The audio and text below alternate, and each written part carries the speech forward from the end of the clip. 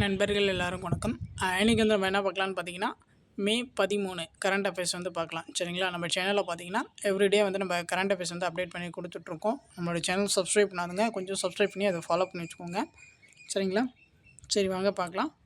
First question பாருங்கள், புத்த பூர்ணிமா கொண்டாடப்பட்ட நாள் வந்து எது அப்படின்னு சொல்லி கேட்குறாங்க. புத்தருடைய பிறந்த நாள் தான் பார்த்தீங்கன்னா புத்த பூர்ணிமாவாக வந்து கொண்டாடுறாங்க. ஸோ இதுக்கான ஆன்சர் பார்த்தீங்கன்னா ஆப்ஷன் சி, மே 12. சரிங்களா? அடுத்து பாருங்கள், டெஸ்ட் கிரிக்கெட் போட்டியிலிருந்து விடைபெற்ற விராட் கோலி எந்த நாட்டைச் சேர்ந்தவர்? ஸோ இது வந்து எல்லாருக்கும் வந்து தெரிஞ்சது தான். ஸோ இவர் பார்த்தீங்கன்னா நம்ம இந்தியாவை சேர்ந்தவர் தான். சரிங்களா? இப்போ பார்த்தீங்கன்னா டெஸ்ட் கிரிக்கெட் போட்டியிலேருந்து நான் விலக போகிறேன் அப்படின்னு சொல்லிட்டு ரிட்டையர்மெண்ட் வந்து அனௌன்ஸ் பண்ணியிருக்காரு விராட் கோலி. ஆல்ரெடி பார்த்தீங்கன்னா T20 கேம்ஸில் வந்து நான் விளையாட மாட்டேன் அப்படின்னு சொல்லியிருந்தார்.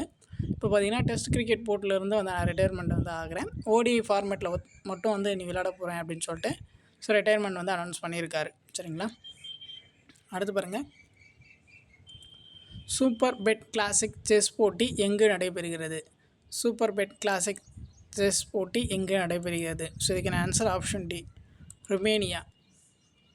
அடுத்து பாருங்கள், இந்திய சூரிய எரிசக்தி கழகத்தின் தலைவர் பதவியில் இருந்து நீக்கப்பட்டவர் வந்து யார் அப்படின்னு சொல்லி கேட்குறாங்க. இந்திய சூரிய எரிசக்தி கழகத்தின் தலைவர் பதவியில் இருந்து நீக்கப்பட்டவர் வந்து யார் அப்படின்னு சொல்லி கேட்குறாங்க. அதுக்கான ஆன்சர் பார்த்தீங்கன்னா ஆப்ஷன் ஏ, ரமேஸ்வர் பிரசாத் குப்தா. ரமேஸ்வர் பிரசாத் குப்தா.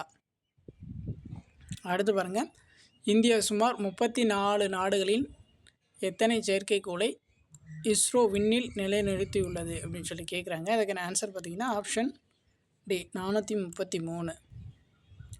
அடுத்து பாருங்கள், இஸ்ரோ தனது முதல் செயற்கைக்கோளை விண்ணுக்கு செலுத்திய ஆண்டு வந்து எது அப்படின்னு சொல்லி கேட்குறாங்க. இஸ்ரோ தனது முதல் செயற்கைக்கோளை விண்ணுக்கு செலுத்திய ஆண்டு வந்து ஆப்ஷன் டி, 1975.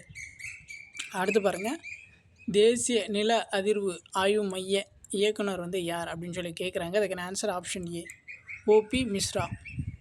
அடுத்து பாருங்கள், FL-50 LR ஏவுகணை எந்த நாட்டுடையது அப்படின்னு சொல்லி கேட்குறாங்க. அதுக்கான ஆன்சர் ஆப்ஷன் பி, சீனா. அடுத்து உலக செவிலியர் தினம் வந்து எப்போது கொண்டாடப்படுகிறது அப்படின்னு சொல்லி கேட்குறாங்க. ஸோ இதுக்கான ஆன்சர் பார்த்தீங்கன்னா ஆப்ஷன் சி, மே 12. சரிங்களா? அவ்வளோதான், இன்றைக்கான கரண்ட் அஃபேர்ஸ் வந்து நம்ம பார்த்தாச்சு. கண்டிப்பாக வந்து இந்த வீடியோ வந்து உங்களுக்கு யூஸ்ஃபுல்லாக இருக்கும்னு நினைக்கிறேன். நம்மளுடைய சேனல் சப்ஸ்கிரைப் பண்ணாதுங்க, கொஞ்சம் சப்ஸ்கிரைப் பண்ணி ஃபாலோ பண்ணி வச்சுக்கோங்க. தேங்க்யூ.